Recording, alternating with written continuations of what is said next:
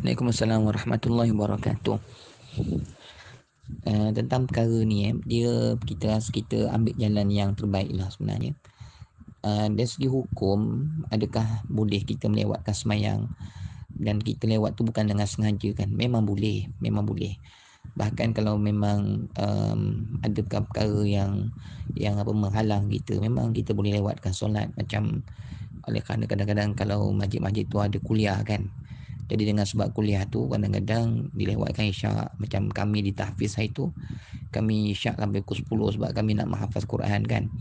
Jadi melewatkan semayang ni atas sebab-sebab tentu, dan sebab itu diterima oleh syarak, maka diperbolehkan. Macam mungkin ramai orang dan sebagainya, kita nak solat kan, kita dahulukan orang lain, dan kita nak solat pun kita nak solat sama-sama pun dah ramai sangat, dan kita pun nak buat solat sunat dan sebagainya, maka ada sebab yang menghalang, diperbolehkan Cumanya bagi pandangan saya beginilah, kalau kita boleh mengambil itu, hukum asalnya begitu ya, saya sebutkan hukum asalnya, adakah boleh dilewatkan? Dia jawapannya dia bolehkan, dan untuk kita buat solat sunat untuk kita lama kan, jadi diperbolehkan. Cuma bagi saya untuk jalan yang lebih terbaiknya adalah begini, kita kalau boleh kita jaga juga kelebihan solat di awal waktu tu, kita dahulukan maknanya kerana kita mengambil kelebihan atau kita mengambil kepada hadis Nabi kata seafdal-afdal semayang itu adalah semayang di awal waktunya. Bahkan dalam hadis Nabi yang lain, Nabi ada menyatakan bahawasanya semayang di awal waktu itu mendapat pahala, mendapat redha Allah Subhanahu Wa Taala. Adapun solat di pertengahan waktu tu hanya mendapat maghfirah, keampunan saja. Jadi kalau kita solat di awal waktu, Allah Subhanahu Wa Taala bukan saja mengampunkan, bahkan meredai kita. Jadi semayang di awal waktu tu kelebihannya sudah pasti lebih besar daripada semayang di pertengahan waktu. Baik.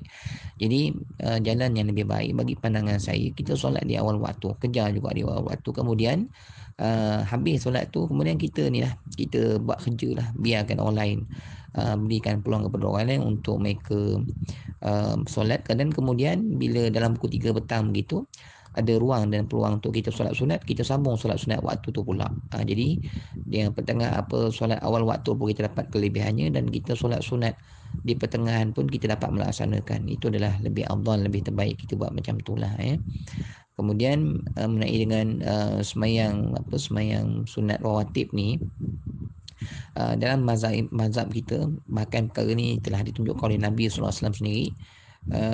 Sekiranya kita terluput solat sunat oleh kerana kita mungkin tertinggal oleh kerana kita terlupa, ataupun kita tinggal oleh kerana ada perkara yang menghalang dan sebagainya, maka kita boleh qada lah. Ini saya bukan suruh buat, cuma saya bagi tahu hukum kerana Nabi SAW sendiri pun pernah menunaikan solat sunat qabliyah subuh selepas mana solat subuh tu sendiri, kerana Nabi tidak sempat dan pernah Nabi solat qada solat sunat qabliyah zuhur ini, dan ba'diyah qabliyah ataupun ba'diyah saya kurang pasti, saya tak ingat.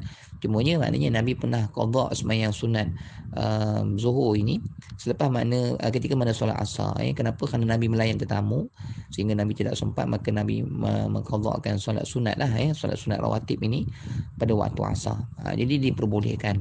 Cumanya saya maknanya meletakkan yang terbaik adalah kita sembahyang di awal waktu tadi, dan kemudian kita solat sunat selepas mana dah selesai solat fardu orang lain tadilah Kalau nak buat pada pukul 3 tu, nak buat sekaligus boleh, tapi kurang afdal lah. Maksudnya kita mendapat pahala solat sunat, tetapi kita luput pahala untuk mendapat keredaan Allah Subhanahu Wa Taala di awal waktu tadi Jadi yang lebih afdalnya begitu. Allah Subhanahu Wa Taala